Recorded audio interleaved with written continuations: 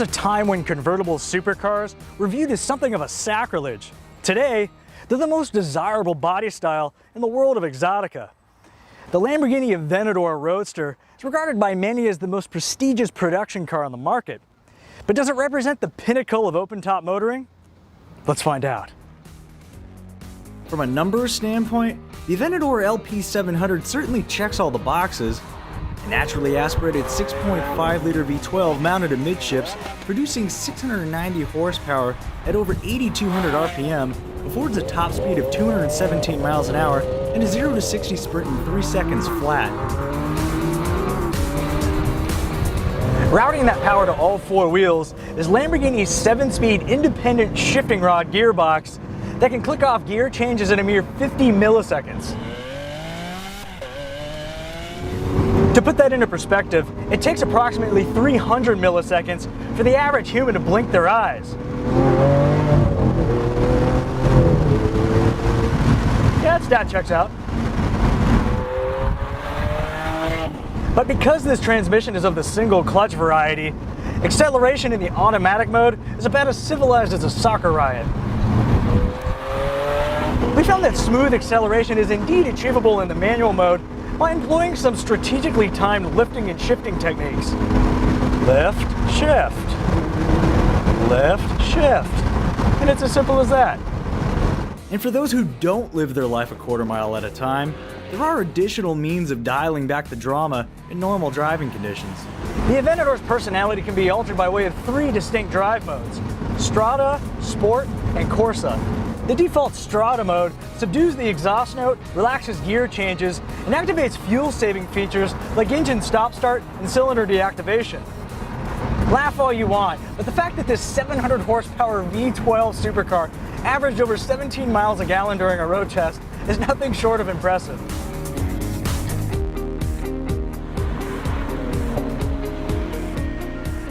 Selecting the Sport or Corsa settings alters the all-wheel drive system's front-rear torque bias from 3070 to 1090 and 2080 respectively. Doing so also turns up exhaust volume to 11 and knocks out gear changes in such a rapid, almost violent manner that the electronic tack needle can barely keep up.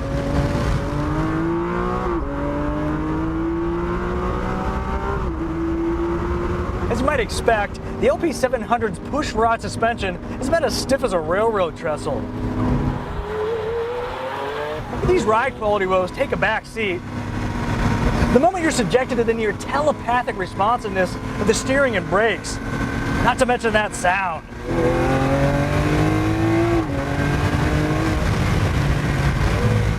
Why does Lamborghini even bother with an audio system? Seriously, the sound quality is weirdly underwhelming.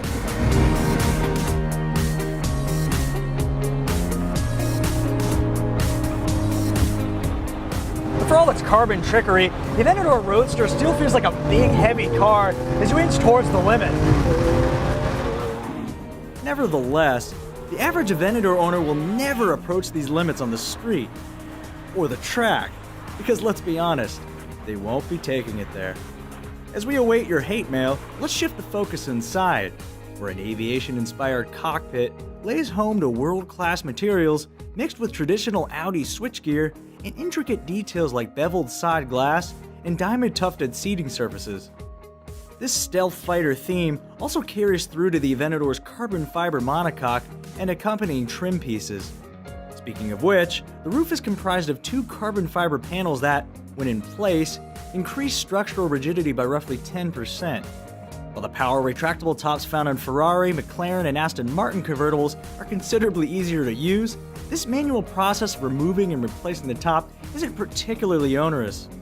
After a few practice runs, we were able to detach and stow the roof panels in less than a minute. Plus, the payoff is worth the hassle, as a low, unobtrusive header, power rear window, and surprisingly tall seating position, at least in the realm of supercars, ultimately bring you to the brink of sensory overload.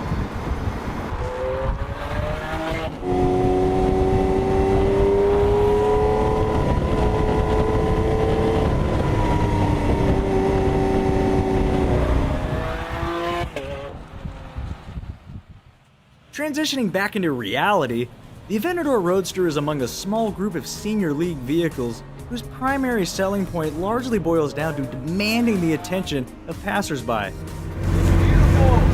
Thank you. Which isn't always positive.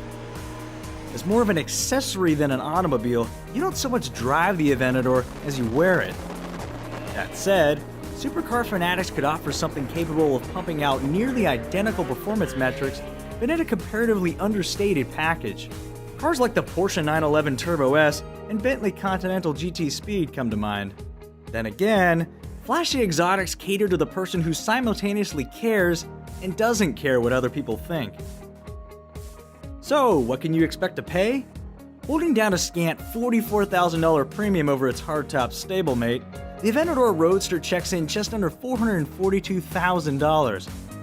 Interested parties must also factor in a $4,500 gas guzzler tax, $3,500 destination and delivery fee, and a UN-mandated luxury tax.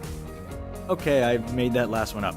But once you begin to tack on options like power-heated front seats, premium exterior colors, carbon fiber interior trim, and a backup camera augmented by parking sensors, expect to pay upwards of $500,000 for a well-equipped Aventador Roadster. And when it comes to maintenance expenses, much like the military mitigates operating cost of its next-generation aircraft, the only fiscally responsible way to enjoy an Aventador might be on a simulator. Because everyone has a varied interpretation of the ultimate open-air experience, no one convertible supercar stands above the rest. At the end of the day, buyers fortunate enough to afford this class of car need but one piece of advice. You follow your heart, and the right car will pick you.